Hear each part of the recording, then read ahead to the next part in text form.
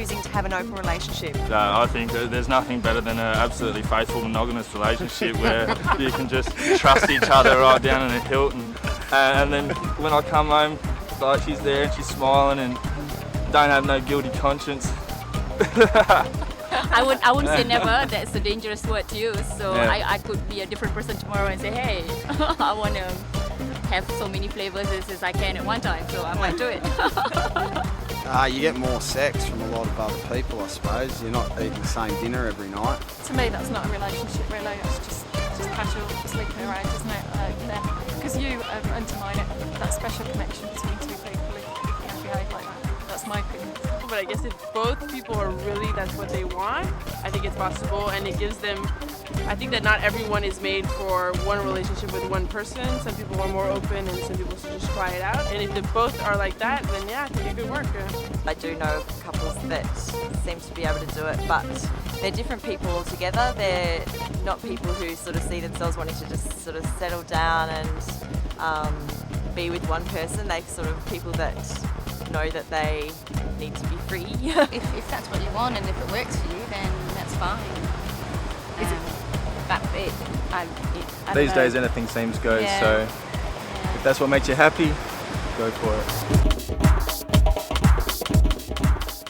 Hi, I'm Bessie Bardot. And I'm Geoff Barker. And we're RedHotPie's dating doctors and here to give you some smart and spicy dating advice.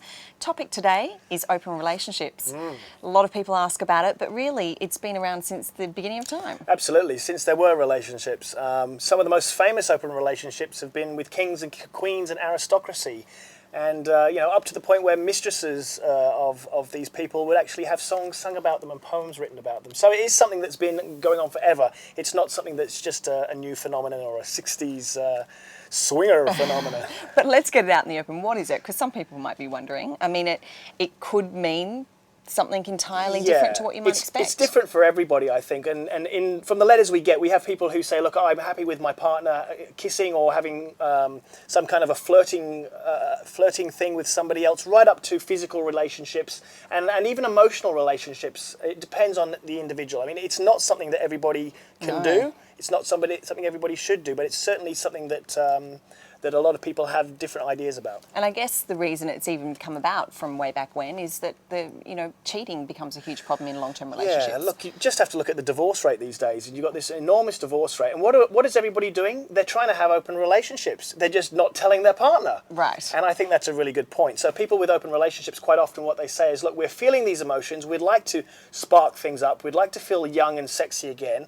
How about the sex side of things we separate from the love side of things, and we stay true to ourselves in love and don't lie. Okay. I mean, it's quite refreshing. Don't run off yet and do it, because obviously it doesn't work for everybody. How can you even tell if it's right for you? Well, it's something you've got to talk about first and foremost. And the conversations that you had, one of the best letters that I got was from a chap who said that he wasn't sure whether his wife wanted to do it. So he started to talk to her in their sex play, in their fun talk, and he'd say, "So, hey baby, how about?" And eventually, the woman would start to open up, and it became a game that they would play until it's such a point where they sort of said, "Well, this is a fun game. I wonder what happens if we take it to the next level." Right. So it really is one of those things. You've got to talk it through with your partner.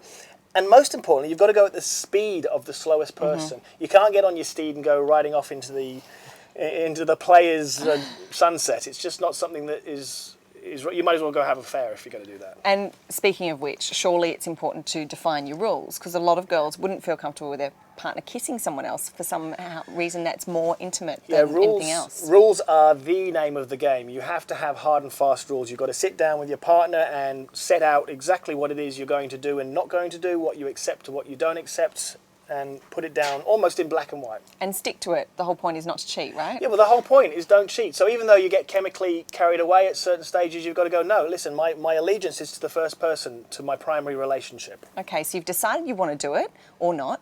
If you want to do it, how do you find someone? You just go up to a pub and say, hey. You never know these days. Well, look, the best ways around that we've been talking about are online. Online, you can find people who are like-minded, and you can get to know them a little bit as well. So the dating sites, most dating sites will have people who are interested, that sort of thing. Of course, you can always go to clubs if you're game. Special clubs, though. Special clubs. Not regular ones. Well, I don't know, regular ones, I don't know, all sorts of people out there these days. But basically clubs and internet being the primary source, internet dating. Okay, so you've decided you want to do it. You've found someone. What are the do's and don'ts? There's got to be some rules, surely. Well, yeah, of course, the first rule is stick to the rules. Second rule, go the speed of the slowest person. And the third rule is no matter what happens, no matter whether you're sitting there the day after thinking, I bet you they were a better route than me, you cannot possibly say that to your partner. You have to take it on the chin and go, right, that's part of the game. If you play it over in your head and you start thinking, I wonder, it's completely defeating the object. You've got to just let it go. So and this drag it well, on. this is one of the mistakes a lot of people have said to us that they made in the very first times, was that they would work it up in their heads and it would end up being more than it really was. Right, okay. So you can have some fun with it, but remember, if you've got your primary relationship, that's the most important thing. Yeah. You can have fun on the side together, but still build a life together. I like that. That's the idea. That's a nice thought. Okay, so that's it from us, but if you'd like some more advice or information, you can check out our books online or go to RedHotPie. And don't forget, life's too short, so get it right the first time and listen to our smart and spicy dating advice. See you next time.